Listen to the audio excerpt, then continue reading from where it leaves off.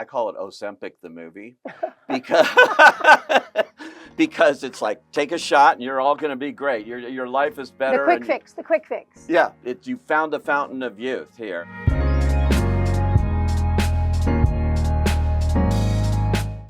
It's your lucky day, Miss Sparkle, because we have x-rayed you from head to toe, and you don't have so much as a cracked molar. So, you are good to go.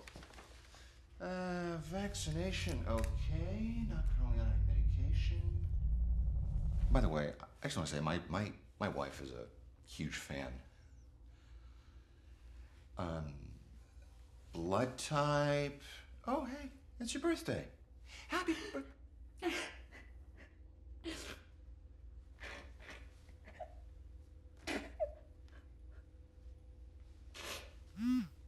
Oh, that's an emergency. I'm sorry. I have to have a good, bye.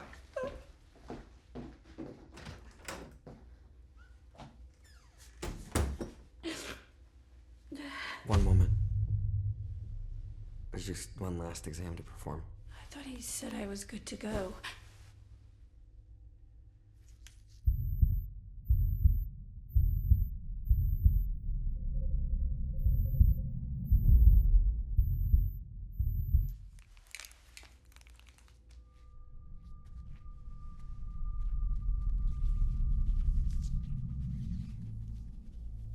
Is there a problem? No, it's perfect.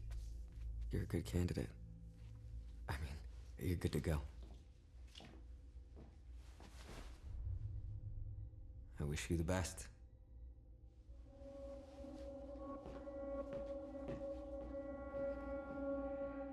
Welcome to the Actor's Side. Today, everybody knows her, but believe it or not, this is her first Oscar nomination, which I found it hard to believe that I went on IMDb and looked up every award and everything. And sure enough, it is after an amazing career, 4 decades, I think. The Substance has landed Demi Moore in the Best Actress category at the Oscars and everywhere else. SAG, Critics' Choice, Golden Globe winner. Amazing stuff happening. Welcome to the Actor's Side, Demi Moore. Welcome. Thank you so much for having me. What an intro. Wow. Yeah, Gave me a well, what does that boost. sound like? You know, because you said in your speech, which I thought was so great, I was there in that room, and everybody it just electrified the place. But when you said, this is my first show business award, Yeah, my first big people award. were stunned. Yeah, I think as I was saying it, it was, one, it was just a moment for me also to just pause on, wow, how lucky I felt that I've been doing this for so long. Yeah. But also, yeah, the reality of like that was not something that was had ever been in the cards, it seemed. Right. Yeah. I think it was in the cards. It just maybe the year or whatever, because you've done an amazing performance. In fact, during the pandemic, I started watching classic movies over the weekend, and I realized looking at your list of films that, wow, I've seen so many of these recently. That we watched, that are really great performances and movies that hold up. I mean, going back to St. Elmo's Fire and all of those about last night, and Amazing. Few Good Men. Like there's some major Indecent Proposal. Indecent Proposal. Oh my God, just really holds up really well, and But The Substance, let me tell you, I saw it in Cannes. And I never know what I'm going to see in Cannes. I just go see the movie. Okay, what's this? Just blew me away. It's not what I expected. And, it's an extraordinarily well-made movie, which is why it's gotten Best Picture, directing. She's a wonderful director.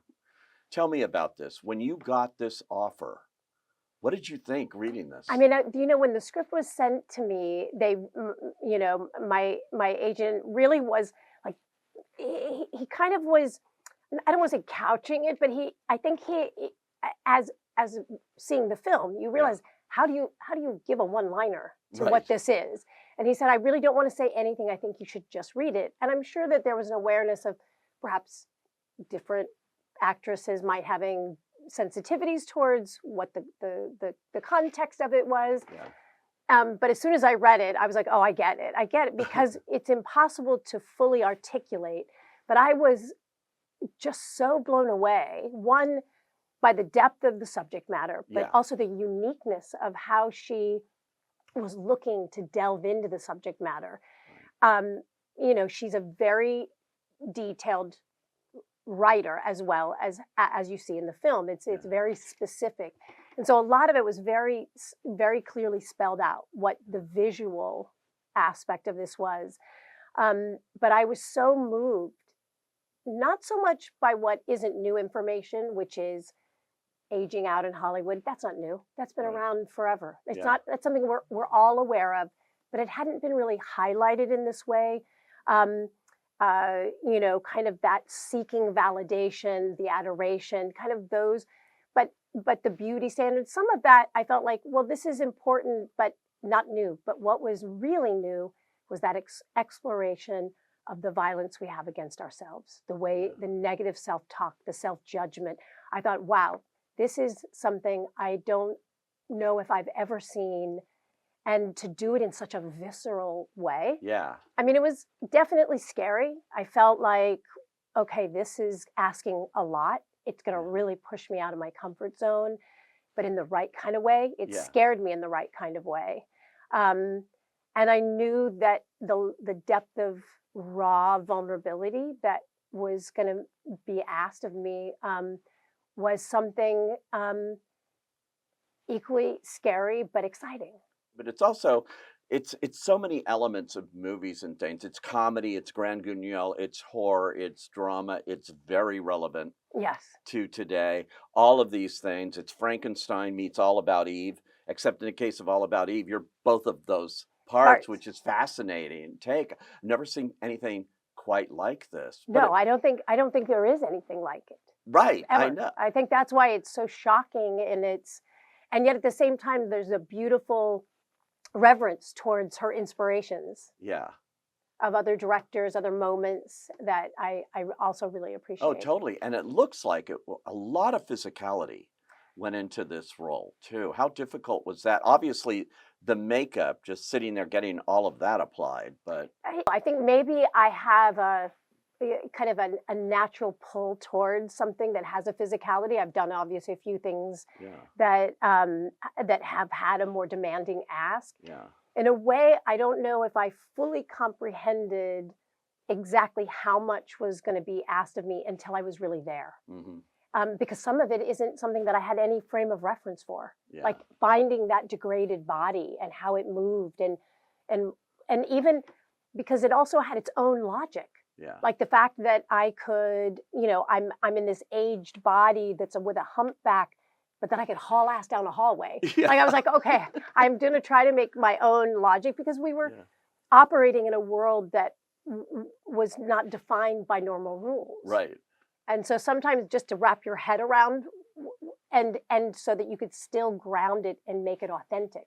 Because that was the other challenge, is that, and in a way I felt like Elizabeth Sparkle, like what I brought to her was so important that it be anchored in a relatable reality, so that we could go, the rest of the film could go to these kind of crazy places. Totally. I think the whole thing of ageism in Hollywood and everything, I'm looking at the opening scenes in there, and you're doing this workout thing, and I, my reaction is probably like a lot of people in the thing, wow, she looks good. She looks good. At this age, you can still do that, and great, and you're sort of going like, as the movie goes along, she doesn't need to do all this. Yes, well, that's the thing about chasing something, with the focus on all that you're not. Yeah. Like thinking, that, and I think it was an important part of the story, which is that, if it had been somebody that was so much older or so much, it might not have had the same impact as we experience with women with still so much to offer being discarded. Yeah, exactly. And it's so sad about that too, in this day and age where it's social media, everything we go through. The dynamic between you and Margaret Qualley. Margaret Qualley, I will tell you right now, should have been nominated. I agree with you on that. I am going to say that too. I think knowing her, working with her, I think that it was a incredibly nuanced and dynamic performance that that should be in that group. Absolutely, 100%. And the way you two work together to be as one is no easy trick. No, and what's amazing is how just instinctive and innate our connection was. Yeah. So really, in some ways, it was a very effortless pairing Mhm. because we already had a very, I think we have a similar approach. I think we both have also had careers that have been somewhat out of the box and Yeah. in different ways. You worked with her mother, I think. did on Andy one McDowell? of my very first films. Yeah. And so, and you know, I think as an added element, Margaret also knows my daughters, and so there was we did have a certain built-in connection. But I think just our sense of a material, the way in which we're, I think, really both ready to kind of bear ourselves and go all in. So we were right there with one another, and you know, we loved finally getting to the moment where we were in a scene where we were both conscious, because we were looking out for each other all the time, but half the time we were in scenes together, one of us was in stasis and the other, Yeah. you know. Well, that so, scene's a hell of a scene. You know, that's a big talk about physicality. This Yes. fight scene. Yeah. that was a lot. Again, until having the full prosthetic on, finding the body was one thing, but you didn't have the luxury of that all the time, because if you're dressed, it was padded, but to stay where I could create a continuity for the body language Yeah. was definitely a new experience, challenging, and important to me, because you don't want to all of a sudden go, well, why is she standing up here and not in these other moments? Like Yeah. like you want to have some sense of a defined rule that you're working from. Exactly. How does it feel also to have your makeup and hair team nominated for an Oscar too? I'm They're so so- much a part of this. I'm so thrilled, because look, you know, they are a huge part of Elizabeth's transformation, Right. and they were exceptional. I mean, yes, it was a lot sitting in the chair from 6 to 9.5 hours. That's a long time. It is, but you know, and mine was in some respects, and I've heard Pierre speak about this, more complex than Margaret's, even though hers was kind of more dramatic as the monster, but because hers was a bit more of a suit, Right. versus my most degraded state was like just the head and neck was over 14 pieces glued. Oh my God. And then, you know, the time painting and because it was a little closer to reality, it had to have a little bit more finessing. And so, you know, I'm grateful that I have an ability to get very zen and very still. You would have to. I think I have a very practical kind of mind at times, which is the more still I can be, the faster this will go, the more time we'll have to shoot, and the sooner I'll be out of it. There you go. Do you, when you're in the makeup, I always wonder, and you got a waist, when they're setting up the next shot or something, you want to go out, do you go out to Starbucks or somewhere? There's no place to go. There's no place to go. I mean, we were so contained, and with that much time in the chair, it's also very delicate. Yeah. Once it's all on, Once it's there. there's no really eating or drinking, Oh. because I had, you know, a full set around the mouth. So anything you do, it's such delicate material, it can start to fall apart. And so then it's just more time touching you up. So Oh my God. again, the more still you can be so that you can just put it all into, you know, the film, Yeah. the better. I was thinking if you had to go next door or something, and people said, "Who is that?" "Oh, that's Demi Moore." Whoa, what happened to her? It is a little shocking. I will say one of the things, and I've said this in like a couple of my Q&As, which is, especially when I had the full, you know, Right.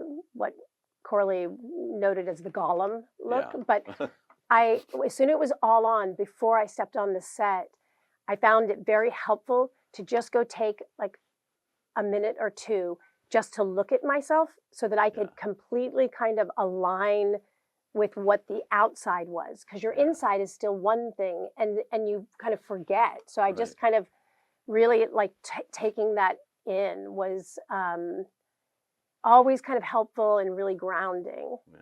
It's so interesting too. Your nomination rarely goes to horror films and Yes. performances. We've seen among women, Betty Davis and Whatever Happened to Baby Jane Yes. got nominated, and obviously Sigourney Weaver, sci-fi horror, and Aliens and things. But you can't count them on one hand in this Genre. if you want to call it in this genre. It's unusual. It's, I think, been again across the board. All of the response has been so unexpected, and and amazing, because I think it's really showing that there is a shift in and an openness, an expansiveness towards different cinematic experiences. But I think, this film also is bringing, forward something of depth Yeah. and social commentary. And I think that what it's really showing is that there is great impact that should not be overlooked. No, Based, there's a just lot to based think on about. kind of putting something in a box. But I also think, look, 5 years ago, I don't know if this could have happened. I can look back over at my career and realize there's other films that I've been in that maybe that it just, was not in its right time for that arena. Yeah. But it doesn't necessarily make it any less No. valuable. Yeah. But it's wonderful. Look, I if Everything Everywhere All at Once hadn't come and made such a huge shift, maybe this wouldn't have had the same chance. So I'm really grateful. Get Out, without these things that have come where it's been a slow trickling. And it's weird. I know that this is looked at as horror, but for me, it's really not in a typical, what we think of as straightforward You won horror. the Golden It's Globe in psychological. the comedy category for. Well, because where do they put it? I mean, I the know. back and forth of knowing where does this fit? Because That's the by the hard way, thing. it is both comedy and drama. So It is. where do we fit? I It's mean, all of that. I can look at Ghost and say the same thing. Yeah. We were so many genres mixed together. It was very hard to find a place. You're right. Look at Whoopi Goldberg's role in Well, Ghost. she was in comedy. Yeah. But I was in a romance and a thriller. Yeah. Right. Exactly. So I think knowing exactly where to fit, and so I think it's almost just needing to expand, and maybe just take the labels off. That's the best way to do it, you know. know? And they keep trying to put labels on things. It's unnecessary. I Yeah. mean, I think it either is impactful, and in this case, like for me, my greatest joy is the idea of being able to do work that's meaningful, memorable, and if by some chance we're lucky enough to be part of creating a cultural shift, then it's gone beyond anything we could have ever hoped for. And I think in this case, we've achieved that. It is happening. Yeah. And it's really incredibly exciting. In so many ways, like the fact that this film is making, is blazing a trail into opening the doors in so many other ways, like the mere fact that it's And getting this people to recognition. talk about this. I mean, this has got a lot of interesting issues. Now, you mentioned Ghost. Yeah. I'm going to take you through a few of these titles because Okay. I'm fascinated with it. I was working on Entertainment Tonight many years ago when Blame It on Rio was coming out. Oh, my And so I gosh. was the film producer there, so I remember it well.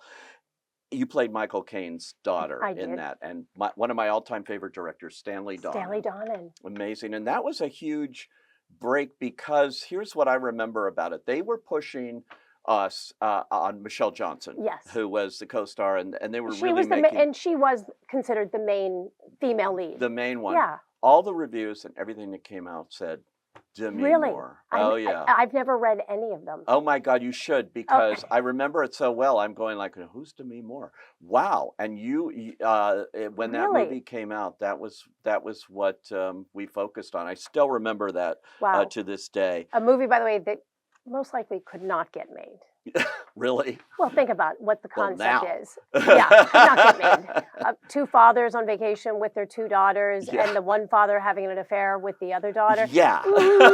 Maybe not quite in our wheelhouse. but- No, blame it on Rio. And you worked with Kane again. I did. I loved it. It's jewel thieves. and things. Flawless. Flawless. Yeah. And what a treat for me, because I like being such a young actress, and I feel like I of course knew who he was Yeah. and had respect for him, but obviously having many more decades in between working with him again, I had the ability to be really fully in my gratitude and appreciation for yeah.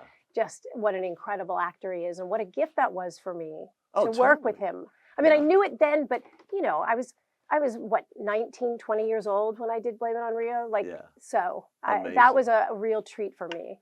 Now I'm excited because St. Elmo's Fire, which I've always loved, from 1985, is there going to be a reboot? And are you, Rob Lowe, all of you coming back? Everybody, so we are in. It is in motion, I should say. Okay. It's in motion. It seems as if everybody is really interested and game. And the studio is the one who's been driving this. Wow. And Rob and I've spent quite a bit of time talking, and it's really.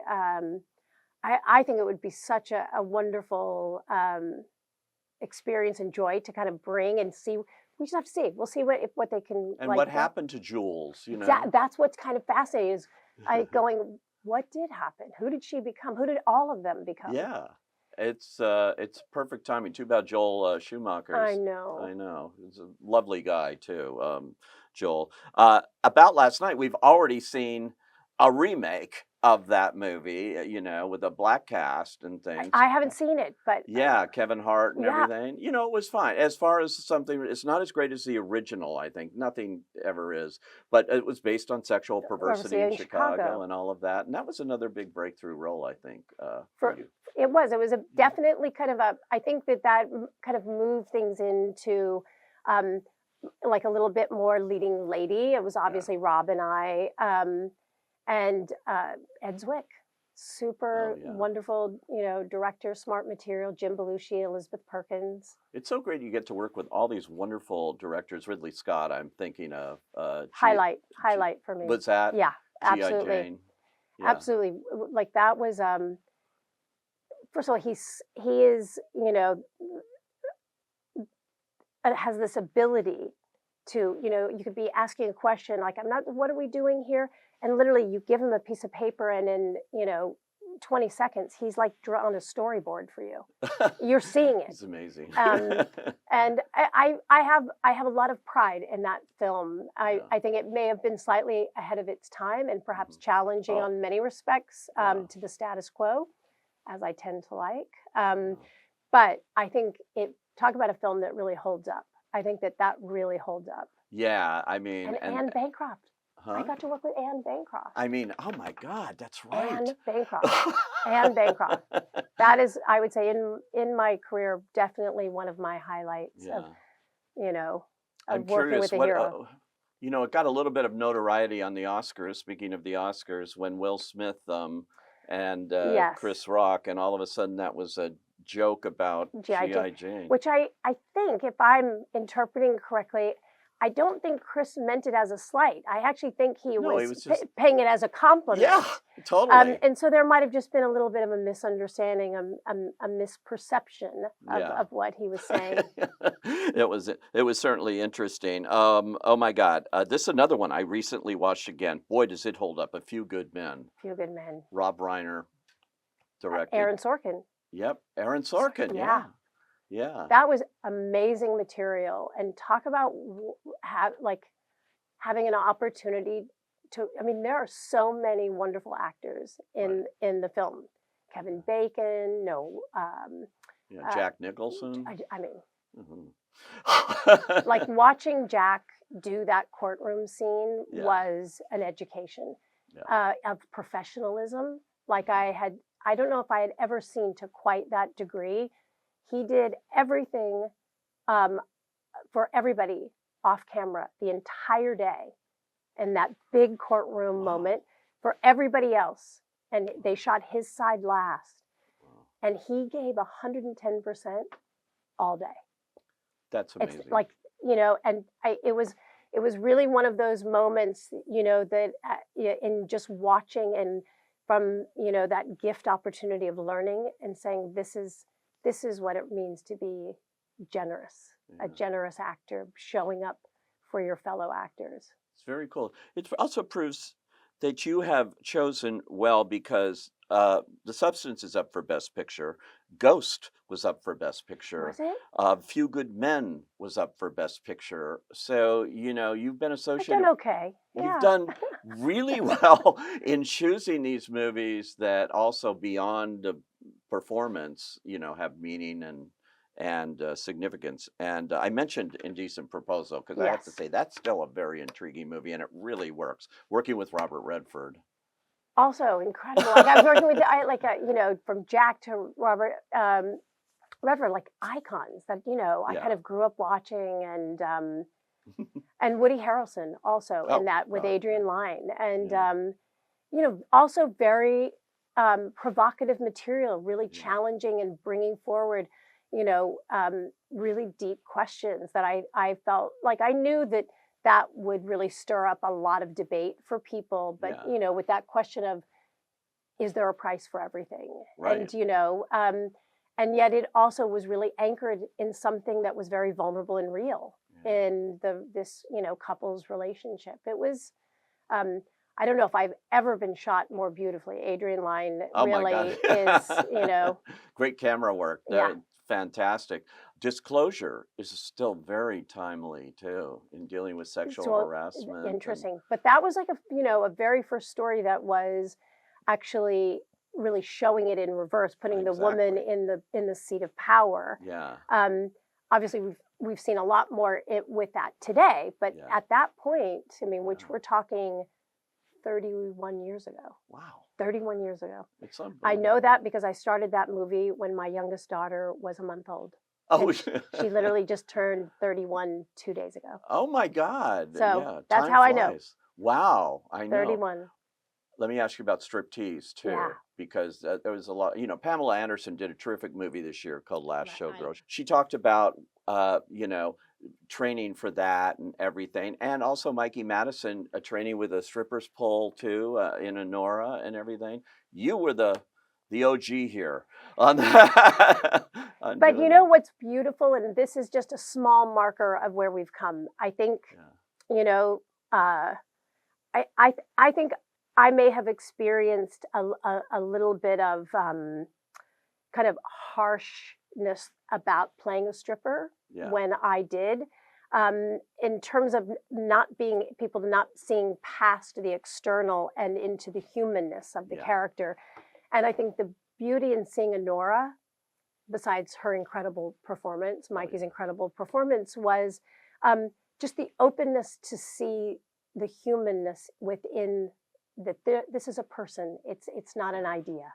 Exactly. And I think it really does show that we've come a long way and that we're more open to stories about women in much more diverse situations and identities. Yeah, that's really true. That's true of both those movies and Last Showgirl. And with Last Showgirl, Yeah, I think, you same know, thing. like Pam did a beautiful job. Yeah. It's sensitive and vulnerable. And you know, we just did a lovely round table, a SAG round table, a virtual. So I was just literally on a call with all of the ladies, and it Oh, was wow. just, which has just actually been one of the greatest gifts coming out of all of this is the time connecting and being in community with my fellow actors. See, award season could be fun.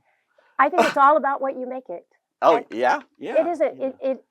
I think we need to remember, like, I don't have to do this. I get to do this. Right. I get to do this. Exactly. And how lucky am I? So how at this point in your career, with this incredible success again, with The Substance, is it leading you to what you want to do going forward? I think, of course, it is. But the most important thing for me is it's about staying present and open. Like, I don't think of life as like, oh, I want this exact role, or I want to be doing exactly this. I think about, like, what do I want it to feel like? What's the feeling?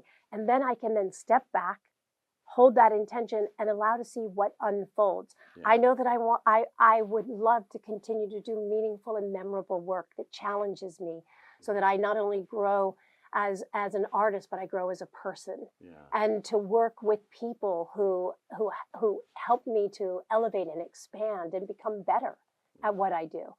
That's great. Yeah. Are we going to see you in Landman season 2? You will indeed. Are we going to see more of you? Well, that is kind of the plan. Good. I know. My big joke was to Taylor is that I'm the Where's Waldo of this season. But what a great show! Oh, and yeah. What fun to be part of.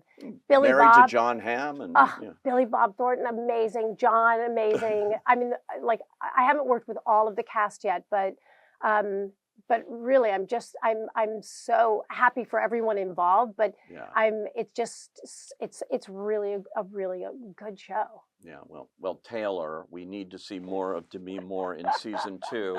I don't think I'm alone in saying that. Just keep remembering, I'm the Where's Waldo of the first season. It was fun with Capote versus the Oh Swans yes, too. and That like was look good. at that. I went, going with Ryan Murphy, two of the most prolific, creators in television, Yeah. from Ryan to Taylor. So it's been really an exciting last year, I will It's say. a ride, as you say. It is a wild ride, and I'm here for it. All right, so are we. We can't Okay. wait. This is Demi Moore. The movie is The Substance. Check it out if you haven't seen it yet. And thank you for joining us on The Actor's Side. Thank you so much for having me.